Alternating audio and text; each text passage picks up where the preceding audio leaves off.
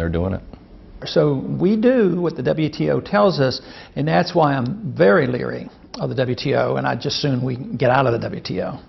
This would be like the ultimate reaching of government into our personal health lives, which would be unbelievable. And not even our government, some, bureaucratic, diffuse, multinational, secretive government. It's the power that's in the WTO that we have to deal with ultimately, and I don't like the trend.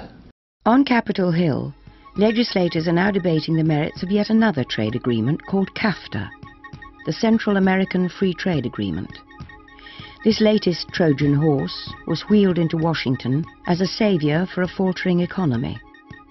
But as consumers in Europe could confirm, it will only lead to more backroom deals, deals that could spell the end of health freedom as we know it.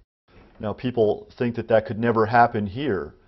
Probably at one time people in England thought it would never happen there, and yet their government has ignored over 1 million signatures on petitions on this issue, saying, sorry guys, we are now a member of the European Union and we must harmonize to European law.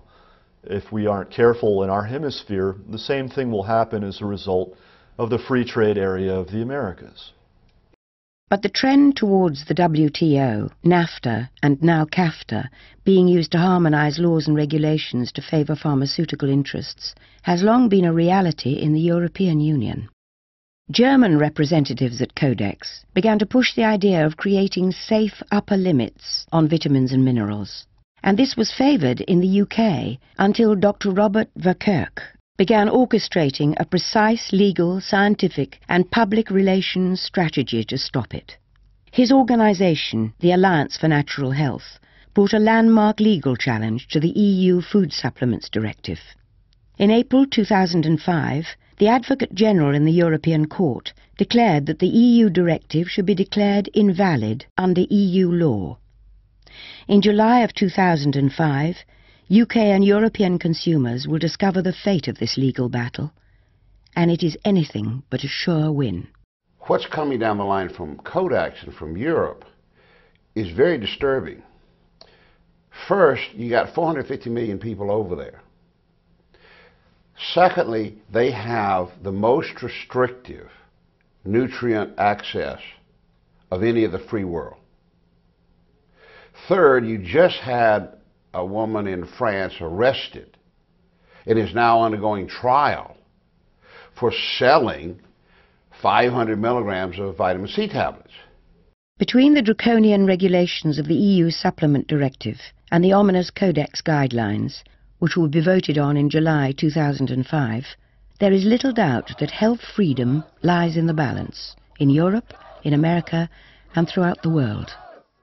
The World Health Freedom Foundation is supporting this movement in Europe, because there's no question if we stop it in Europe, its effect on the United States will be less. And anyone who thinks that CODEX or the European Union or the World Trade Organization, when it comes to very restrictive policies in Europe, is not going to have an effect on the United States is crazy. You got 450 million people over there. They have enormous trade with us. They deal in steel and textiles, etc. And if they are upset with our libertarian policies regarding nutrient supplements, it's going to affect other economic systems. Now, we might have sovereign protection, but good gosh, that will fly away at an instant with the stroke of a pen if a trade agreement is challenged. What's happening in Europe, just like the trade winds, is coming our way. And no one can argue in a reasonable fashion why that is not going to happen. That is happening. It has been said many times that democracy is the dream of all who are oppressed, the hope of those imprisoned by fear or injustice. But the sad truth, that which is almost too sad to acknowledge, is that the betrayal of democracy began long ago, when profit replaced the will of the people and corporate lobbyists became the masters of the universe. Alarm bells are going off everywhere. The American people are way ahead of the Congress and have figured this out, and it's only a matter of time until Congress is beaten into, coming around on these issues. I mean, but if we don't do it soon, it could be too late. If it is true what a great civil and human rights leader once said, that our lives begin to end the moment we become silent about things that matter, then freedom has already begun to atrophy because of our inaction. Slowly, sovereign rights fade away, as surely as the ink on an old declaration is removed by time. The pursuit of happiness, the promise of equality, of personal choice, are chipped away by complacency, and over time become barely visible in the world around us.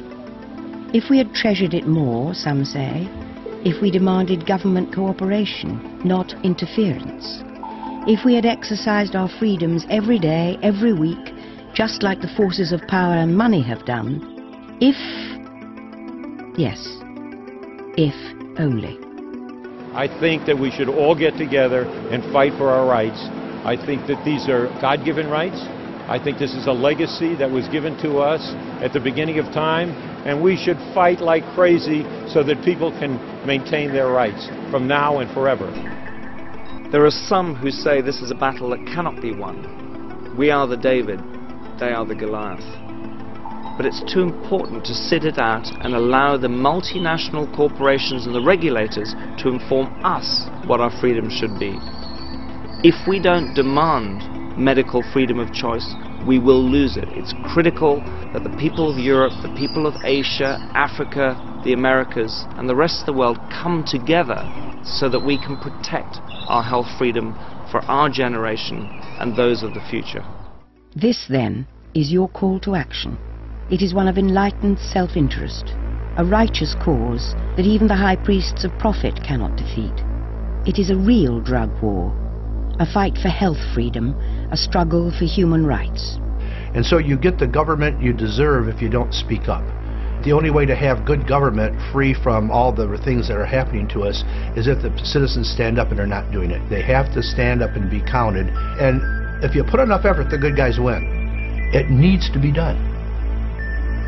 Modern medicine has led us to Babylon and a wasteland of expensive and often ineffective options. If we do not act, if we become silent, governments will be free to replace the teachings of all ages with toxic lies. Timeless natural medicines, foods and herbs with which we have evolved, culled from thousands of years of collected wisdom, will be swept away, crushed under the myopic weight of corporate greed. Yet we often forget how much power we actually wield, and that we are the creators of our own place on this planet. Amid the sea of faces, there is an honorable cartel forming, one for the benefit of mankind. You must join the battle by protecting yourself and your family from health frauds. When you're in trouble, that's not always easy. But in the end, being victimized can be far worse. It can mean not only your money, but your life.